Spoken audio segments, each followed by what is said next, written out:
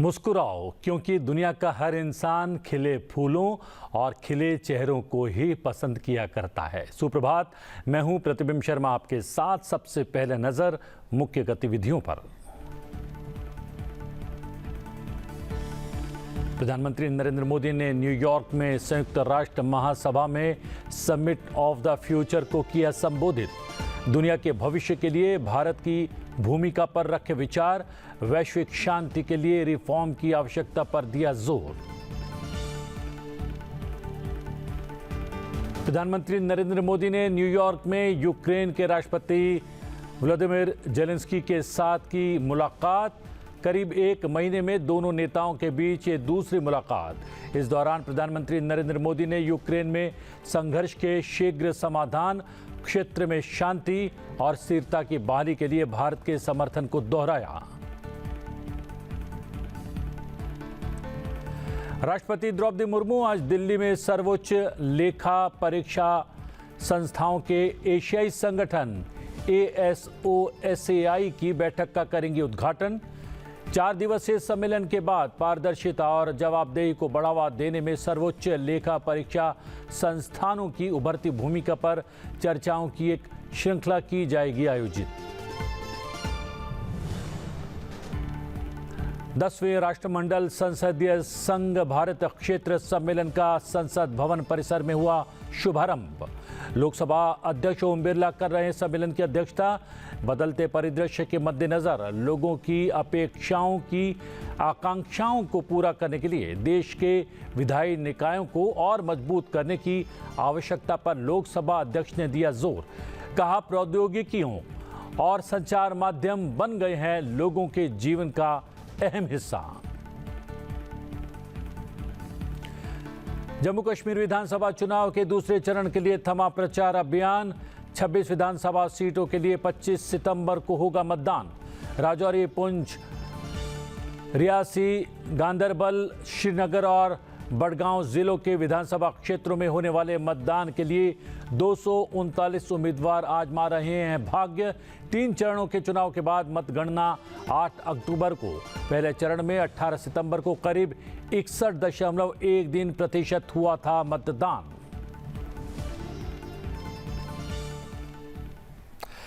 प्रधानमंत्री नरेंद्र मोदी ने अमेरिकी दौरे के तीसरे दिन संयुक्त राष्ट्र महासभा में समिट ऑफ द फ्यूचर कार्यक्रम को संबोधित किया।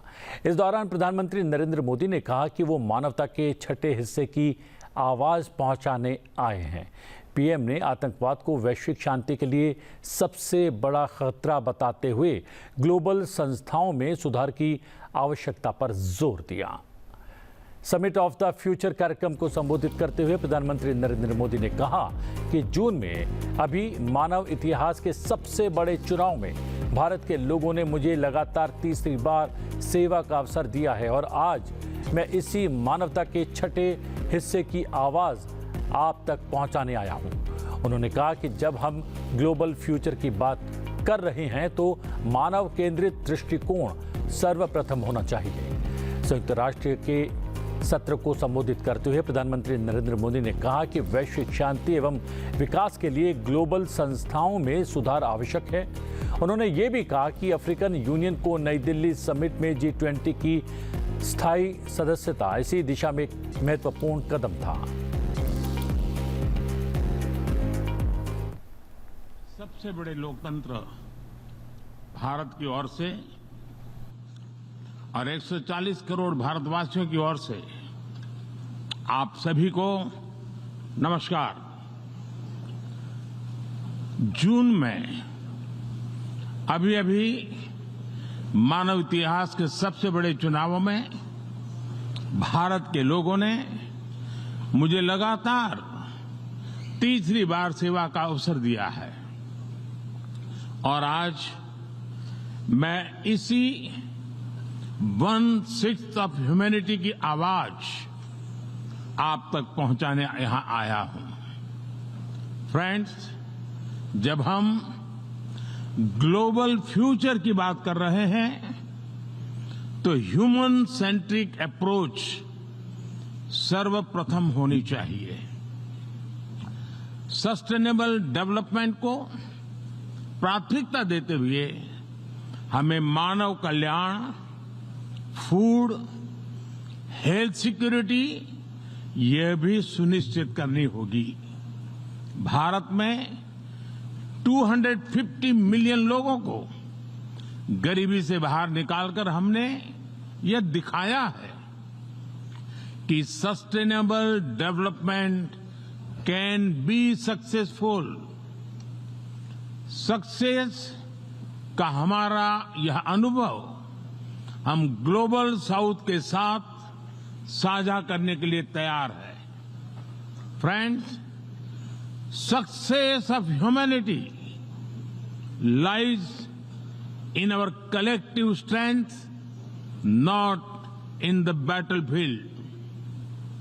और वैश्विक शांति एवं विकास के लिए ग्लोबल संस्थाओं में रिफॉर्म्स आवश्यक है।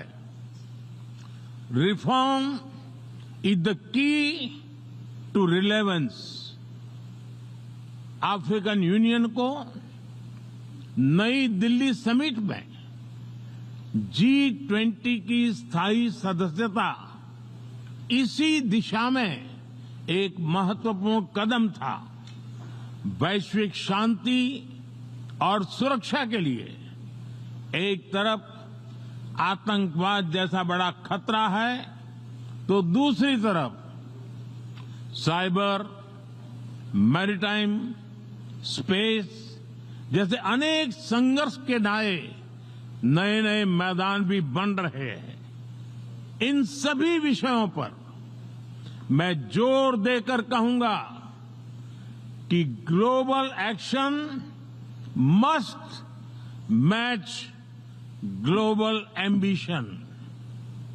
फ्रेंड्स, टेक्नोलॉजी के सेफ और रिस्पॉन्सिबल यूज के लिए बैलेंस रेगुलेशन की आवश्यकता है। हमें ऐसी ग्लोबल डिजिटल गवर्नेंस चाहिए जिसमें राष्ट्रीय संप्रभुता और अखंडता अक्षुण्ण रहे। Digital public infrastructure should be A bridge, not a barrier. Global good के लिए भारत अपना डिजिटल पब्लिक इंफ्रास्ट्रक्चर पूरे विश्व से साझा करने के लिए तैयार है। फ्रेंड्स, भारत के लिए one earth, one family, one future एक कमिटमेंट है। यही कमिटमेंट हमारे वन अर्थ, वन हेल्थ और वन सन, वन वर्ल्ड, वन ग्रिड जैसे इनिशिएटिव्स में भी दिखाई देता है। पूरी मानवता के हितों की रक्षा और वैश्विक समृद्धि के लिए भारत मनसा वाचा कर्मणा से काम करता रहेगा। बहुत बहुत धन्यवाद। प्रधानमंत्री नरेंद्र मोदी की 3 दिवसीय अमेरिका यात्रा संपन्न हो चुकी है और वो स्वदेश रवाना हो चुके हैं। इस बीच विदेश सचिव विक्रम मिस्त्री ने प्रधानमंत्री के अमेरिकी दौरे की पूर्ण जानकारी साझा की है।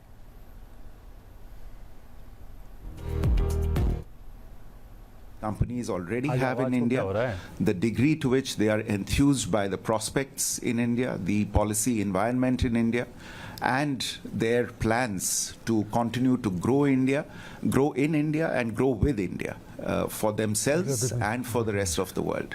And I think that's what was really a feature of the remarks of practically every one of the CEOs of how excited they are for their own businesses in India, especially at this moment in time when things like AI and quantum computing are changing the world as we know it. For the first time, the entire UN membership through the Pact of the Future that was adopted this morning has agreed on a pathway to transform global governance and it is expected that this will provide some momentum to the processes that are already underway in many of these areas within the UN system. Prime Minister therefore highlighted in his remarks, which you would have seen, that in order to stay relevant, the multilateral system has to reform. अपनी America यात्रा के दौरान प्रधानमंत्री नरेंद्र मोदी ने सोमवार को New York में Ukraine के राष्ट्रपति व्लादिमीर जेलेंस्की और वियतनामी राष्ट्रपति टो लैम के साथ द्विपक्षीय बैठक की। करीब एक महीने में दोनों नेताओं के बीच ये दूसरी मुलाकात थी। इस दौरान प्रधानमंत्री नरेंद्र मोदी ने यूक्रेन में संघर्ष के शीघ्र समाधान, क्षेत्र में शांति और स्थिरता की बहाली के लिए भारत के समर्थन को एक बार फिर से दोहराया। प्रधानमंत्री नरेंद्र मोदी ने एक्स पर पोस्ट कर जानकारी दी कि न्यूयॉर्क में राष्ट्रपति जेलेंस्की से मुलाकात हुई। हम द्विपक्षीय संबंधों को मजबूत करने के लिए पिछले महीने यूक्रेन की अपनी यात्रा के परिणामों को लागू करने के लिए प्रतिबद्ध हैं। यूक्रेन में संघर्ष के शीघ्र समाधान और शांति एवं स्थिरता की बहाली के लिए भारत का समर्थन दोहराया। इसके अलावा प्रधानमंत्री नरेंद्र मोदी ने वियतनामी राष्ट्रपति टो लैम के साथ भी द्विपक्षीय वार्ता की। प्रधानमंत्री मोदी ने राष्ट्रपति लैम को बढ़ी हुई जिम्मेदारियां संभालने के लिए बधाई दी। इसके साथ ही भारत वियतनाम के बीच द्विपक्षीय संबंधों को मजबूत करने की दिशा में निरंतर सहयोग की उम्मीद जताई। प्रधानमंत्री नरेंद्र मोदी की अमेरिकी यात्रा के दौरान 297 पुरावशेष यानी कि पुराने हमारे प्रतीक चिन्ह और मूर्तियां भारत को सौंप दिए गए। ये पुरातात्विक कलाकृतियां अवैध तस्करी के माध्यम से अमेरिका पहुंच गई थी। इस तरह 2014 से अब तक भारत द्वारा बरामद की गई कुल प्राचीन वस्तुओं की संख्या अब 640 हो गई है। देखते हैं एक खास report.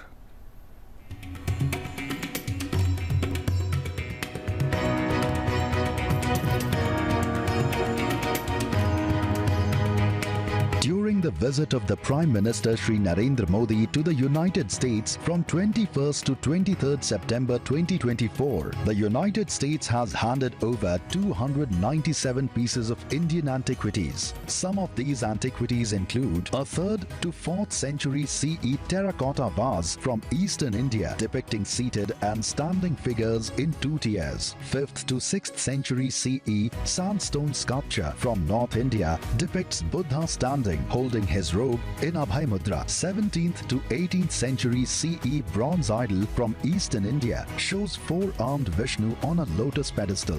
Large copper anthropomorphic figure with folded hands from North India dating to 2000 to 1800 BCE. 17th to 18th century CE bronze idol from South India depicting a Jain Tirthankara standing on a pedestal. 10th to 11th century CE sandstone figure from Central India of a female in Tribhanga with a crown and ornaments. 1st century BC, 1st century CE South Indian limestone of a turbaned male, 2 females and an elephant rider with a wheel and horse head.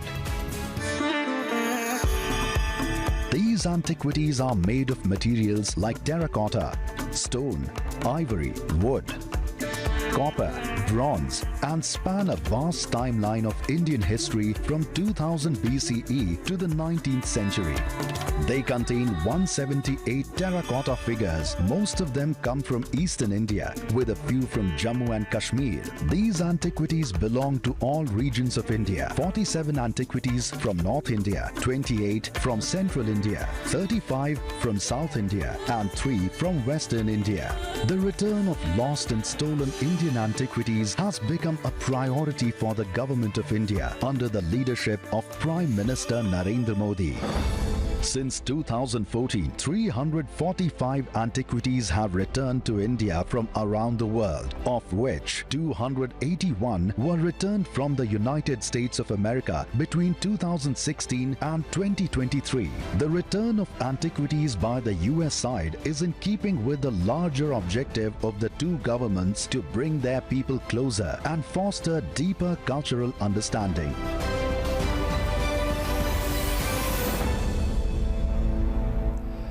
राष्ट्रपति द्रौपदी मुर्मू आज सर्वोच्च लेखा परीक्षा संस्थाओं के एशियाई संगठन की बैठक का उद्घाटन करने वाली हैं। 4 दिवसीय सम्मेलन के बाद पारदर्शिता और जवाबदेही को बढ़ावा देने में सर्वोच्च लेखा परीक्षा संस्थानों की उभरती भूमिका पर चर्चाओं की एक श्रृंखला भी इस दौरान आयोजित की जाएगी। राष्ट्रपति आज ASOSAI की प्रतिष्ठित 16वीं सभा का उद्घाटन करेंगी। इस वर्ष की सभा का एक प्रमुख आकर्षण भारत के कैग गिरीश चंद्र मुर्मू द्वारा 2024 से 2027 की अवधि के लिए ASOSAI के अध्यक्ष का पदभार ग्रहण करना है। उनके नेतृत्व में एसोसिएशन की सार्वजनिक लेखा परीक्षा में विशेष रूप से एशिया भर में शासन ढांचे को मजबूत करने में नई ऊंचाइयों की ओर ले जाने की उम्मीद है। कार्यक्रम के तहत प्रतिनिधि डिजिटल सार्वजनिक अवसंरचना तथा समावेशन एवं पहुंच पर एक दिन की संगोष्ठी में हिस्सा लेंगे। इस सम्मेलन में 42 देशों और अंतर्राष्ट्रीय संगठनों के 200 प्रतिनिधि भाग लेंगे। ASOSAI की स्थापना 1979 में 11 सदस्यों के साथ हुई थी। आज 48 शीर्ष ऑडिट संस्थान इसके सदस्य हैं। ASOSAI की पहली बैठक और संचालन परिषद की बैठक मई 1979 में नई दिल्ली में ही हुई थी। उपराष्ट्रपति जगदीप धनखड़ 25 सितंबर को गौतम बुद्ध नगर उत्तर प्रदेश का दौरा करेंगे। अपनी इस यात्रा के दौरान उपराष्ट्रपति उत्तर प्रदेश अंतर्राष्ट्रीय व्यापार शो 2024 के उद्घाटन सत्र की अध्यक्षता करेंगे और मुख्य वक्तव्य होंगे। ये उत्तर प्रदेश अंतर्राष्ट्रीय व्यापार शो का दूसरा संस्करण है जो 25 से 29 सितंबर 2024 तक आयोजित किया जाएगा। इस कार्यक्रम में उत्तर प्रदेश के व्यापार और संस्कृति को प्रदर्शित किया जाएगा। सहभागी देश के रूप में वियतनाम को भी यहां पर स्थान दिया गया है। उत्तर प्रदेश अंतर्राष्ट्रीय व्यापार शो के पहले संस्करण का उद्घाटन भारत की राष्ट्रपति द्रौपदी मुर्मू ने किया था। 10वां राष्ट्रमंडल संसदीय संघ भारत क्षेत्र सम्मेलन कल से नई दिल्ली में शुरू हो गया है। लोकसभा अध्यक्ष ओम बिरला, जो CPA भारत क्षेत्र के चेयरपर्सन भी हैं, इस सम्मेलन की अध्यक्षता कर रहे हैं। ये देखते हैं इस सम्मेलन से जुड़ी एक खास रिपोर्ट। आज दिल्ली में संसद भवन परिसर में 2 दिवसीय 10वें CPA सम्मेलन का शुभारंभ हुआ। इस मौके पर अपने संबोधन में लोकसभा अध्यक्ष ओम बिरला ने उम्मीद जताई कि सम्मेलन संसदीय परंपराओं के उत्थान समेत अपने सभी उद्देश्यों को प्राप्त करेगा। सतत एवं समावेशी विकास में विधायिका की भूमिका विषय पर 10वें राष्ट्रमंडल संसदीय संघ भारत क्षेत्र सम्मेलन को संबोधित करते हुए लोकसभा अध्यक्ष ने कहा कि सतत एवं समावेशी विकास आज विश्व की समग्र उन्नति के लिए एक अनिवार्य शर्त है। यह केवल पर्यावरण की दृष्टि से ही नहीं बल्कि सामाजिक आर्थिक दृष्टि से भी नितांत आवश्यक है। लोकतंत्र की यात्रा में हमने विधायी संस्थाओं को और मजबूत करने का प्रयास किया है, जवाबदेही बनाने का प्रयास किया है, लेकिन बदलते परिप्रेक्ष्य के अंदर हम जनता की अपेक्षाएं आकांक्षाओं के अनुरूप इन विधायी संस्थाओं को कैसे प्रभावी बना सकते हैं, इस पर समय समय पर पीठासीन अधिकारी सम्मेलन में हम चर्चा करते रहते हैं। और हमने शिमला के अंदर 100 वर्ष पूर्ण होने पर कई प्रस्ताव लिए और लगातार हमारा प्रयास रहता है कि इन विधायी परिषदों को, निकायों को हम बेहतर ढंग से चला सकें, उनकी बाधाओं चुनौतियों पर समय समय पर चर्चा संवाद से हम समाधान का प्रयास करते हैं। लेकिन बदलते परिप्रेक्ष्य के अंदर जब टेक्नोलॉजी, तकनीकी और संचार के साधन हमारे दैनिक जीवन के अंग बन चुके हैं, तो लोकतंत्र के प्रति और इन विधायी संस्थाओं के प्रति लोगों की अपेक्षाएं, आकांक्षाएं और बड़ी हैं, और इसीलिए हमें बदलते परिप्रेक्ष्य में हमारी विधायी निकायों को भी और सशक्त और मजबूत बनाना होगा। लोकसभा अध्यक्ष ने कहा कि वसुधैव कुटुंबकम की संस्कृति और सर्वे भवन्तु सुखिनः के दर्शन के साथ हमारे विधायी निकाय वर्तमान के साथ भावी चुनौतियों पर महत्वपूर्ण जिम्मेदारी निभा सकते हैं। सबका साथ और सबका विकास की संकल्पना साकार कर समावेशी विकास सुनिश्चित करने में विधायी संस्थाओं की अहम भूमिका है। लोकतांत्रिक संस्थाएं संविधान की भावनाओं के अनुरूप संघीय ढांचे के अंदर अपनी स्वायत्तता रखते हुए कई विषयों पर अपने अपने राज्यों की ज्वलंत समस्याओं पर भी चर्चा करती रहती है और देश की महत्वपूर्ण समस्याओं पर भी समय समय पर चर्चा करती रहती है। और हमारा प्रयास रहता है कि सभी संस्थाओं के प्रयासों से हम सर्वे भवन्तु सुखिनः, सबको सुखी रखें, सबका कल्याण हो, और इसके लिए हम संविधान की भावनाओं के अनुरूप एक समतामूलक न्याय आधारित व्यवस्था के तहत हम संस्थाओं का संचालन करते हैं। मुझे खुशी है कि बदलते परिप्रेक्ष्य के अंदर हमारी विधायी संस्थाओं ने टेक्नोलॉजी का प्रयोग भी किया है और टेक्नोलॉजी के साथ साथ कई नवाचार भी किए हैं, जिससे इन संस्थाओं को जन आकांक्षाओं को और अपेक्षाओं को पूरा कर सकें। जम्मू कश्मीर विधानसभा के दूसरे चरण के लिए 26 सीटों पर होने वाले मतदान के लिए सोमवार को चुनाव प्रचार समाप्त हो गया। दूसरे चरण में 26 विधानसभा सीटों के लिए 25 सितंबर को मतदान होने वाला है। दूसरे चरण में कश्मीर के 3 जिलों में श्रीनगर, बडगाम और गांदरबल की 15 सीट, जबकि जम्मू के 3 जिलों पुंछ, राजौरी और रियासी की 11 सीटों पर मतदान होने वाला है। दूसरे दौर में केंद्र शासित प्रदेश की 26 सीटों पर कुल 239 उम्मीदवार चुनावी मैदान में हैं। जम्मू कश्मीर की गांदरबल और बडगाम से पूर्व सीएम उमर अब्दुल्ला चुनाव लड़ रहे हैं। दूसरे चरण में कंगन, गांदरबल, हजरतबल, खानियार, हब्बा कडल, लाल चौक, चांदपुरा, जादीबल, ईदगाह सेंट्रल, शालटोंग, बडगाम, बीरवाहा, खान साहिब, चरार शरीफ, चादुरा, गुलाबगढ़, रियासी, श्री माता वैष्णो देवी, कालाकोटे, सुंदरबानी, नौशेरा, राजौरी, बुढ़ाल, थाना मंडी, सुरनकोट, पुंछ, हवेली और मेंढर में मतदान करवाया जाएगा।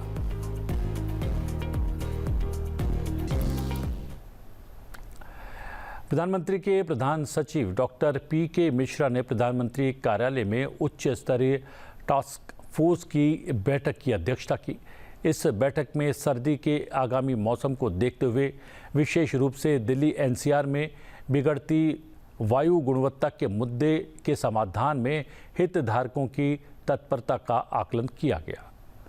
बैठक के दौरान वायु प्रदूषण से निपटने के लिए एनसीआर में इलेक्ट्रिक वाहनों को अपनाने और चार्जिंग बुनियादी ढांचे को विकसित करने की तत्काल आवश्यकता पर बल दिया गया।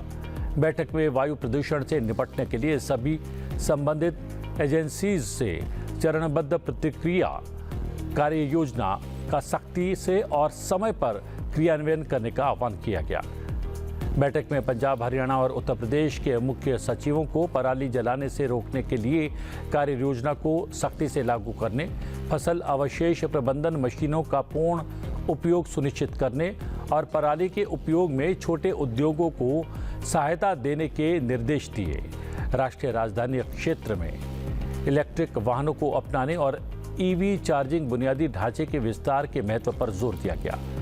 राज्यों को पीएम ई बस सेवा योजना के तहत अपने ई बस बेड़े को बढ़ाने के लिए भी प्रोत्साहित किया गया, जिसका लक्ष्य देश में 10,000 ई बसें जोड़ना है।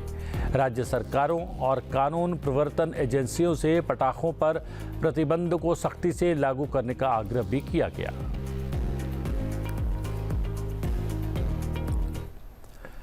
सुप्रभात में फिलहाल इतना ही। चलते चलते आपको छोड़े जाते हैं न्यूयॉर्क में प्रधानमंत्री नरेंद्र मोदी के सामुदायिक कार्यक्रम की कुछ खास झलकियों के साथ। मुझे दीजिए आज्ञा, बने रहिए संसद टीवी के साथ।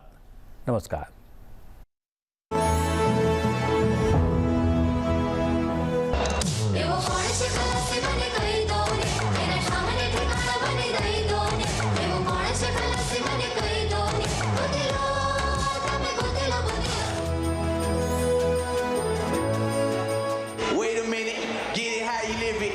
Toes in when we standing on business. I'm a big stepper, underground methods, top notch flows, get the most, not the lesser.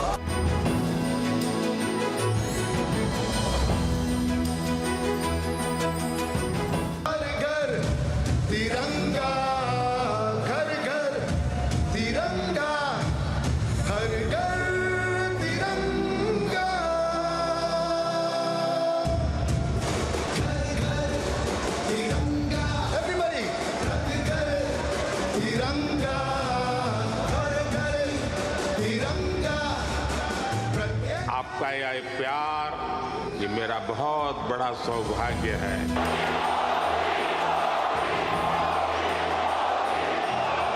भाषा अनेक है, लेकिन भाव एक है, और वो भाव है भारत माता की।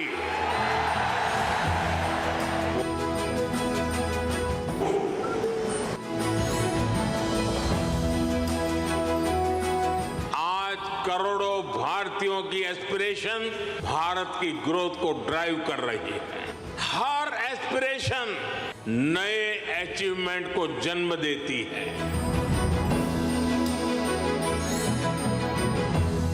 ग्लोबल ग्रोथ के प्रोसेस को तेज करने के लिए भारत का रोल अहम होगा।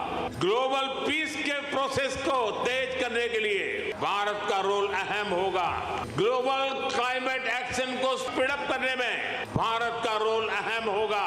ग्लोबल स्किल गैप को दूर करने में भारत का रोल अहम होगा। ग्लोबल इनोवेशंस को नई दिशा देने में भारत का रोल अहम होगा। ग्लोबल सप्लाई चेन में स्टेबिलिटी के लिए भारत का भूमिका अहम होगा।